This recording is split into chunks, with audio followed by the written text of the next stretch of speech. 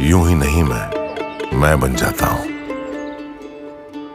कुदरत के कोने कोने से खूबियां खोज लाता हूं।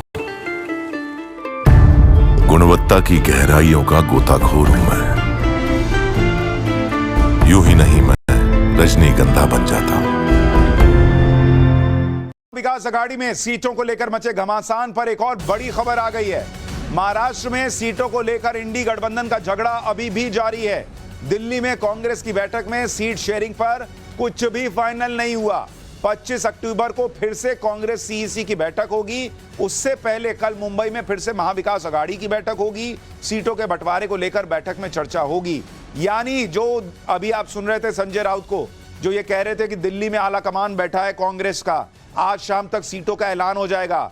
बॉस, हमारे पास खबर यह आ रही है कि सीटों को लेकर कुछ भी फाइनल नहीं हुआ है। अगली बैठक सीईसी की अब 25 को होगी। उससे पहले महाविकास अघाड़ी की एक बैठक होगी और उसमें क्या निकल पाएगा इस पर सबकी नजर रहेगी। हालांकि आज सबकी नजरें दिल्ली में होने वाली सीईसी की बैठक पर थी और उम्मीद थी कि आज सीट शेयरिंग पर कांग्रेस कुछ फाइनल कर देगी और कल मुंबई में ऐलान हो जाएगा। लेकिन कांग्रेस आलाकमान एक और बैठक करेगा। सीईसी की बैठक अब 25 अक्टूबर को दिल्ली में होगी और इसके अलावा कांग्रेस नेताओं ने बताया कि कल मुंबई में 3 बजे इंडी गठबंधन की बैठक होगी, जहां सीटों के बंटवारे पर बात होगी।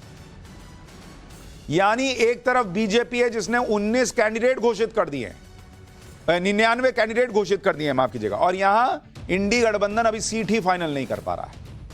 महाराष्ट्र में इंडी गठबंधन अपने ही झगड़े में उलझा है। इसी बीच अखिलेश यादव ने महाराष्ट्र में एंट्री कर इंडी गठबंधन की मुश्किल और बढ़ा दी। वैसे तो महाराष्ट्र में समाजवादी पार्टी के 2 ही विधायक हैं, लेकिन अखिलेश यादव इंडी गठबंधन से 12 सीट मांग रहे हैं। अखिलेश यादव ने 5 सीटों पर अपने उम्मीदवार उतार भी दिए हैं। अखिलेश यादव का तर्क है कि वो सीटें जो मांग रहे हैं वो सीटें हैं जहां पार्टी मजबूत है। अखिलेश यादव ने कहा कि कांग्रेस को हरियाणा वाली गलती नहीं दोहरानी चाहिए और सीटें दे देनी चाहिए। अखिलेश यादव 12 सीट महाराष्ट्र में मांग रहे हैं, 5 पर उम्मीदवार उतार चुके हैं, लेकिन इंडी गठबंधन में कोई उन्हें भाव तक नहीं दे रहा। अपने नेता की इस तरह की बेइज्जती से महाराष्ट्र में समाजवादी पार्टी के अध्यक्ष अबू आजमी भड़क गए। अबू आजमी ने कहा कि अखिलेश यादव महाराष्ट्र में देख लें क्या कहना है, बार बार अपमान नहीं सहेंगे। सुनिए अबू आजमी को। जब श्री अखिलेश यादव जी, जिन्होंने आगे अनाउंस किया है, उनकी लाज तो रखेंगे नहीं रखेंगे ये लोग, उनकी इज्जत रखेंगे नहीं रखेंगे ये लोग। हम इस देश की तीसरे नंबर की पार्टी हैं, तो अगर अखिलेश यादव जी की बात 1, 2, 3 सीट पर नहीं रखी जाए तो क्या मतलब क्या? तो नहीं लड़ाऊंगा इलेक्शन, सब खत्म कर दूंगा, नहीं लड़ूंगा इलेक्शन। अगर ऐसी करना है तो छोड़ दूंगा राजनीति, संन्यास ले लूंगा, दे दूंगा अखिलेश भाई को, बनाइए किसी को, चलाइए, मैं नहीं चलाता। अगर ये सब करना है तो मुझे नहीं, मैं 5 से कम मुझे सीट लेने का सवाल ही पैदा नहीं होता। यानी समाजवादी पार्टी अलग वहां पर रौले में है कि ना हम 5 से कम में तो जाएंगे नहीं। यानी एक तरफ इंडी गठबंधन अभी तक सीटों का बंटवारा ही नहीं कर पाया, दूसरी तरफ एनडीए में सीट शेयरिंग पर मुहर भी लग गई। 18 अक्टूबर की देर रात गृह मंत्री अमित शाह के घर एनडीए दलों की बैठक हुई थी, जिसमें महाराष्ट्र के मुख्यमंत्री एकनाथ शिंदे, डिप्टी सीएम देवेंद्र फडणवीस और डिप्टी सीएम अजीत पवार शामिल हुए थे। इस दौरान सीटों के बंटवारे को फाइनल किया गया, जिसके मुताबिक महाराष्ट्र में बीजेपी 155 सीटों पर लड़ेगी, यह फाइनल हो गया बताया जा रहा है। शिवसेना शिंदे गुट 78 सीटों पर लड़ेगी और एनसीपी जो है अजीत पवार वाली, उसको 55 सीटें दी गई हैं। सीट शेयरिंग फाइनल होने के साथ ही बीजेपी ने 99 सीटों पर उम्मीदवारों का ऐलान भी कर दिया। बीजेपी की पहली लिस्ट में 6 सीटें एसटी और 4 सीटें एससी के लिए हैं। 13 सीटों पर महिलाओं को टिकट दिया गया है। बीजेपी की पहली लिस्ट में 79 मौजूदा विधायकों को दोबारा टिकट मिला है।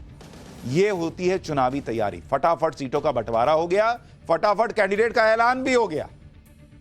कुल मिलाकर महाराष्ट्र में इंडी गठबंधन का यह हाल है कि एक-एक सीट के लिए भयंकर लड़ाई हो रही है, क्योंकि मामला राज्य की सरकार का है और जिसकी जितनी सीट होगी उसकी बार्गेनिंग पावर उतनी ज्यादा होगी। फिर भी कुछ लोग हैं जो इंडी गठबंधन के लिए माहौल बनाते रहते हैं, जैसे योगेंद्र यादव, जिन्होंने हरियाणा में कांग्रेस के लिए माहौल बनाया।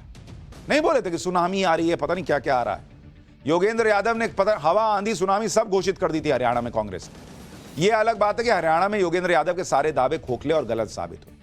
अब योगेंद्र यादव अपना उठाए रोलर वगैरह, अब महाराष्ट्र में पिच बनाने निकले कांग्रेस का घस के।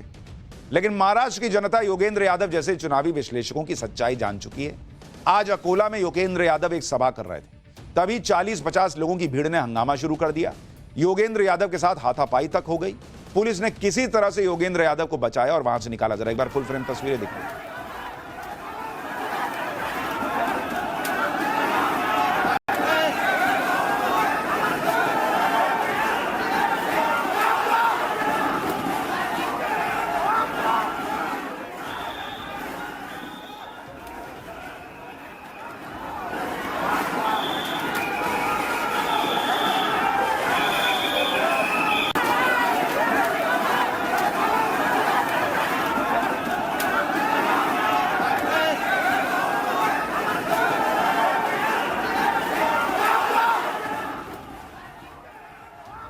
महाराष्ट्र ही नहीं, झारखंड में भी इंडी गठबंधन में सीटों को लेकर भयंकर बवाल मचा है। झारखंड में विधानसभा की 81 सीटें, अब कांग्रेस और जेएमएम ने 70 सीटें आपस में बांट ली।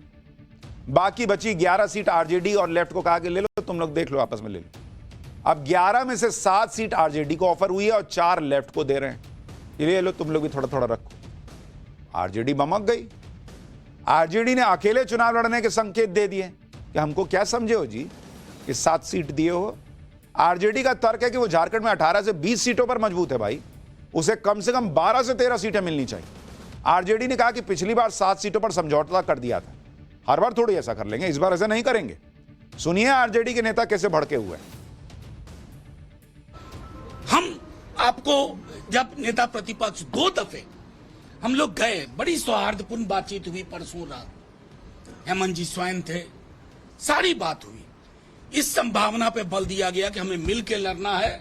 लेकिन कल एक यूनिलैटरल डिसीजन हुआ जिसमें कहा गया कि साथ छोड़ा जा रहा है। शाम तक जब हम दोबारा बातचीत के लिए गए, जिसे मैं उतना सौहार्दपूर्ण नहीं मानूंगा, अब वो बातचीत 3-4 सीट पे आई। 3-4 सीट ना हमारे कार्यकर्ता को, ना हमारे मतदाताओं को, ना हमारे नेताओं को स्वीकार्य था। अगर सम्मानजनक समझौता नहीं होता है तो फिर जो सब लोगों को पता है कि राष्ट्रीय जनता दल की क्या ताकत है झारखंड में, और मुख्यमंत्री श्री हेमंत सोरेन जी को बनना है, इसलिए उनको सोचना है। हालांकि यह बात अलग है कि आरजेडी पिछली बार 7 में से सिर्फ 1 सीट जीत पाई थी, लेकिन इस बार आरजेडी आर पार के मूड में लग रही है। अरे हमारी बहुत हैसियत है भाई झारखंड में। तो ये तो इंडी गठबंधन का हाल है।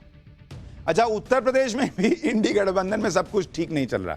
मतलब इनके घर में अगर 4 कमरे हैं तो ऐसा नहीं है कि एक कमरे में मारापीटी चल रही, सब जगह धड़ाम धुड़ुम चल रहा है।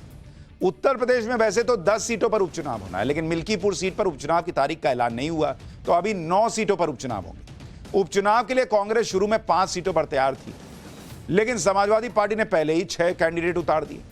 अखिलेश ने कांग्रेस से बिना चर्चा किए पहले 6 सीटों पर कैंडिडेट उतारे, फिर 7वीं सीट पर भी कैंडिडेट उतार दिया, तो बची 2। कांग्रेस को 2 दे दी कि लो 2 और जाओ। कांग्रेस को अलीगढ़ की खैर विधानसभा सीट दे दी और गाजियाबाद सीट दे दी। ये दोनों ही सीटें कांग्रेस के लिए बहुत टफ सीट है, हमने आपको पाठशाला में बताया ही था। यहां से कांग्रेस तो खत्म मामला है, जीतेगी ही नहीं। तो कांग्रेस को पहली दिक्कत तो यह थी कि अखिलेश ने सिर्फ 2 सीट दी। 2 सीट भी ऐसी दी जहां कांग्रेस का जीतना ही मुश्किल है। तो एक तरह से यूपी में अखिलेश ने कांग्रेस के साथ खेल कर दिया। अखिलेश यादव के इस रवैये से उत्तर प्रदेश कांग्रेस के नेता नाराज बताए जा रहे हैं। कहा जा रहा है कि कांग्रेस ने अखिलेश से फूलपुर सीट को लेकर चर्चा की थी। कांग्रेस फूलपुर सीट से उपचुनाव लड़ना चाहती थी, लेकिन अखिलेश ने फूलपुर सीट से कैंडिडेट उतार दिया। यूपी कांग्रेस 2 सीटों पर उपचुनाव के लिए तैयार नहीं है। यूपी कांग्रेस सभी 9 सीटें समाजवादी पार्टी को अब कह रही है कि तुम ही रख लो, नहीं चाहिए रखो।